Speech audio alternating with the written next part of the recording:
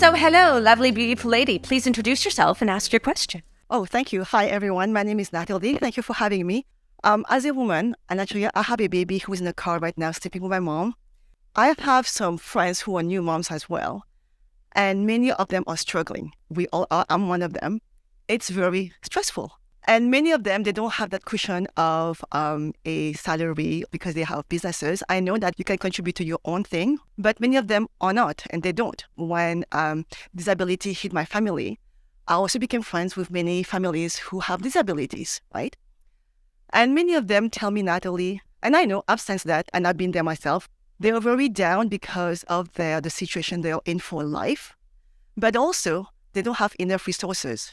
Enough resources in the sense that what to do and where to go, and also people to speak to. Yes, we have some certain centers, but I think it's not enough, especially for new moms and also moms, families who are affected with disability.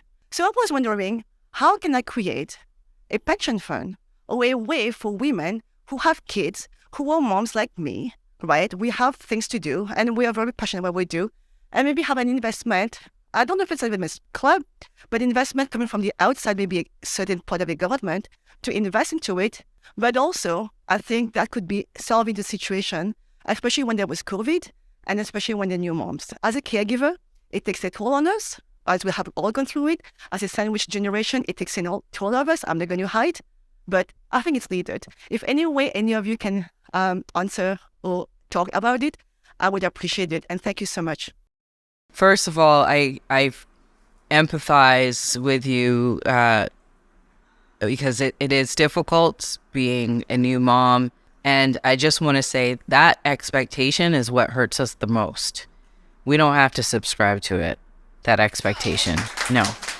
And let me just be frank. Like, I do not believe in balance. I don't think it's possible. Yes, thank you. We talk about that all the time. I think this whole balance and no, it doesn't. That just and it puts more guilt on us that we need to find this balance. I'm making a choice every time I choose to go to work in the evening instead of be at home with my kids. But I'm consciously making this choice with joy in my heart because I know that I'm creating a future for my kids in a lifestyle that I didn't have, right?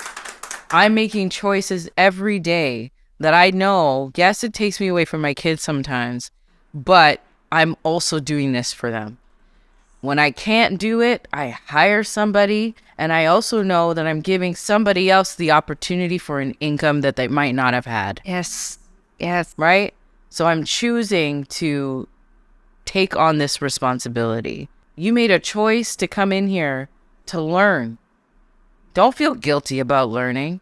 That's a good choice you made. This balanced foolishness, don't do it. Don't do it to yourself. I can't clean. I gave up on trying to clean. I'll tell a funny story. So I kept from my mother, my Jamaican mother, that I had a cleaner who was Jamaican also for as long as I could because I just didn't want to hear it. Didn't feel guilty about hiring the cleaner. I just didn't want to hear my mom tell me, I can't believe you're not cleaning up the house yourself. And didn't want to hear it. Until one day she popped in on me unexpectedly while my cleaner was at the house. It was a funny conversation. But then after a while, she's like, I get it. No, we're good. So she's over the fact that, and she also says, you know what? Thank goodness for the next generation. I wish I did that when you guys were younger. Yeah. Right? We had very similar experiences exactly. as well. So hire the cleaner. Yes. Buy and the shoes. Balance out the window. Balance out the window. Exist. You're making a choice. But you know what? I'm finding a lot of women that I speak to who have money to invest are now getting into groups where they start up venture capitalist groups, right? And angel investor groups. And that is a way to generate wealth as a group. You have all the right contracts in place and all that stuff. But you're also investing in another business to help another business grow, but you're also increasing your portfolio.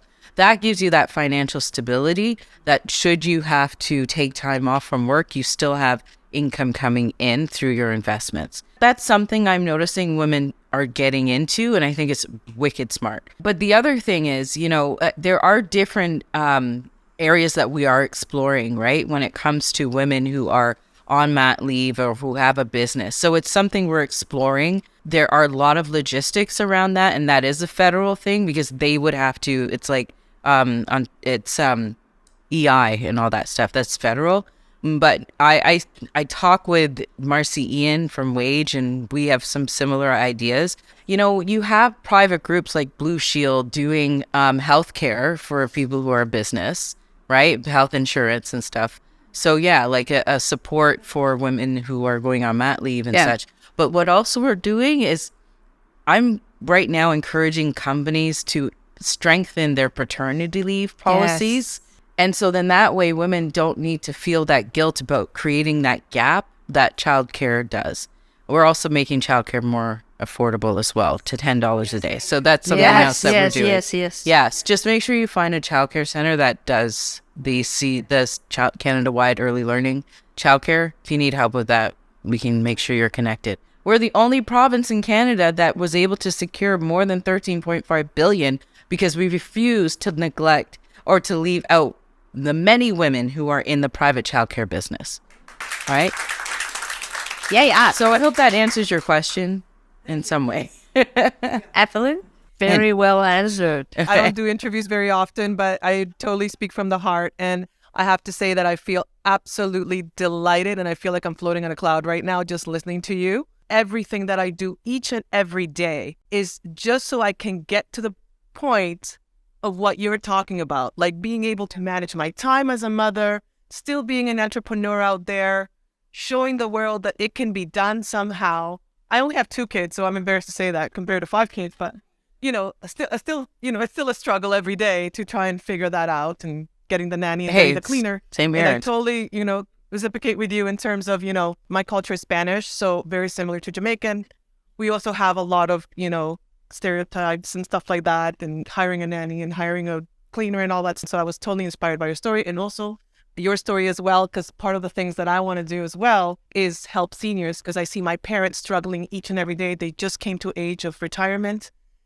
My parents look to me now and they're like, what do we do now? And I'm just like, I have to find ways to help my parents. I have to find ways for the future of my children. So when I hear your stories, it's almost like, okay, that's the direction I have to move. I have to move towards what is out there, what's available. Not only that, but in my own business, I am a broker of real estate, a commercial. I'm also a land developer. And the biggest thing in my heart is to be able to build a building that is purpose-built for low-income housing for abused women. Because I have that in my heart, very close to my heart. I would love to connect with you and be able to find resources to make that happen. I actually have a building right now that's 75% built, ready to go, only needs 25% more built, but it needs funding. And I'm actually in the process of putting together what's called a fund. I think the other lady who was asking just previously, yes, you want to help people, right, in a fund to be able to manage, to be able to buy real estate and properties for women that are struggling. That's exactly what I'm doing right now. That's amazing. Yes. So I'm working with people like yourself who manage the fund, and I have investors who have already approached me who said, I want to invest in these properties, but we still need government help, especially with the permits, the timelines of the permits, the development charges. We're working on it already. We've done that. Yeah, it's the London Council. Things. Okay. And even what you were mentioning about that program with the people that are unemployed that need training, it's not just a 3-month thing. We need to train them so that they can stay and grow with the company, so that they can level up and continue to grow in their path. I just need a little bit more direction, specifically because my time is I don't have enough time in the day. Sometimes I don't sleep. But I need to know exactly where to go for these specific grants, for these specific permits, and ways to help abused women, because that's really close to my heart. There's twofold, right? So to finish the build, right? Do you know who the counselor is for the location where that house, that I really building don't is? know that yet. That's your first task. You've got to know, and whoever is your project manager, they would know because they have to go to the London Council to get the permits. Yep. My Right? business partner is. Yeah, so you need to know who that counselor is. That's the main thing. You want to connect with that London Council so they know what you are doing. We waived the development charges for a building like yours, but it might be helpful to also get counsel to get behind your development as well.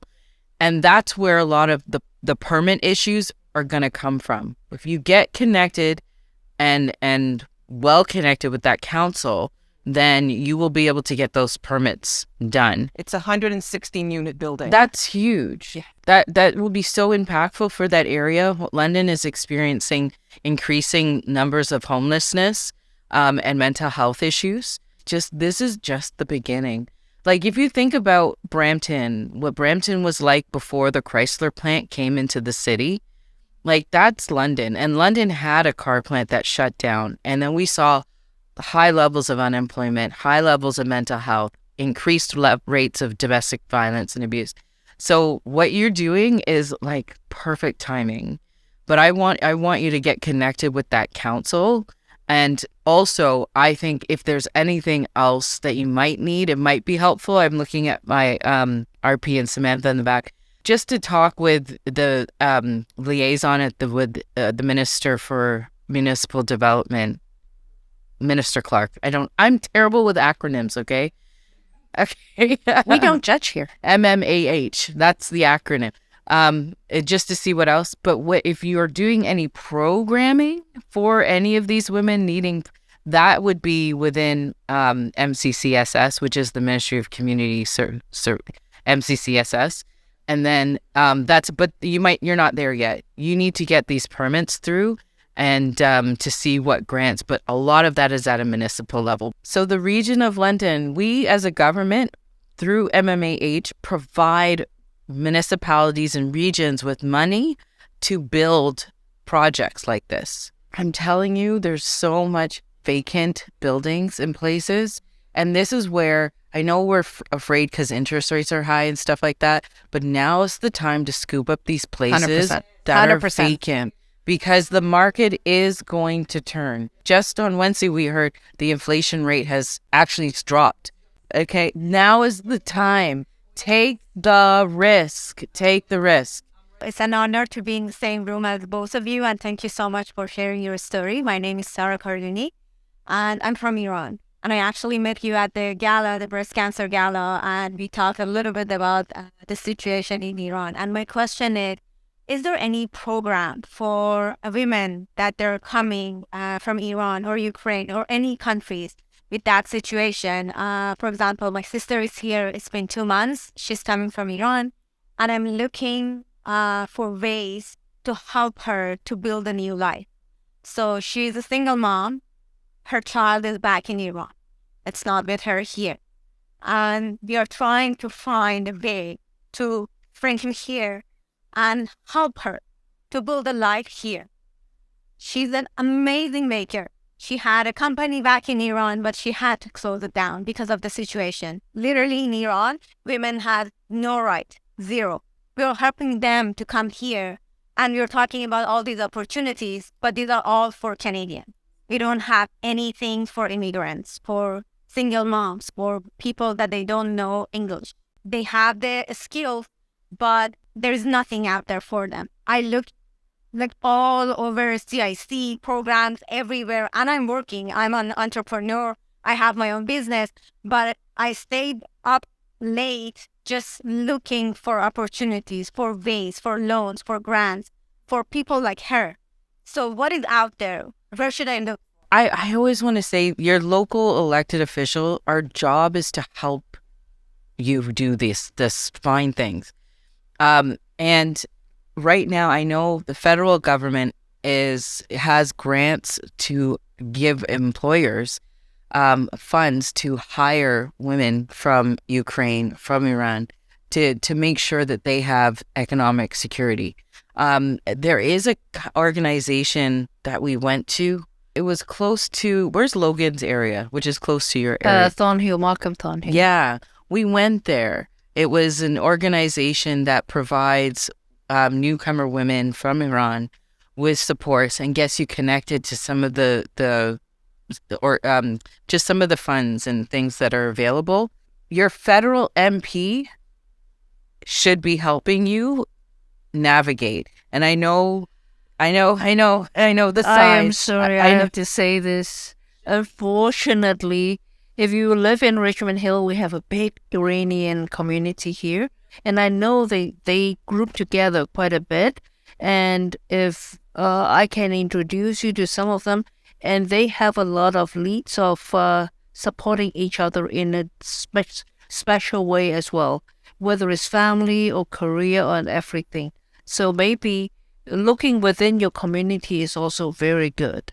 Unfortunately, I don't live in Richmond Hill. We are in South Etobicoke, so there's South no Etobicoke. Yeah. Oh, okay. That might be even easier, a little bit easier. Even the Investing Women's program, Futures program, that program also helps women like yourself. Okay? And so we'll find out the closest location to where you are and get you connected. So I thought you were up here, so it won't be, because that's closer to Scarborough. South Etobicoke, so that's Hogarth's or Michael Ford's area, or even our premier. Yeah, Hogarth's. Yeah, a premier. Because they're all Etobicoke. Yeah. Yeah. So we'll connect you to the Investing in Women's Futures program, because you should be able to get supports through there, or the MPP that is in the area that you are. So that, yeah, it's our job. Like, that's why we always say contact that your would be local amazing. elected official. I appreciate it. Thank you so much. No problem.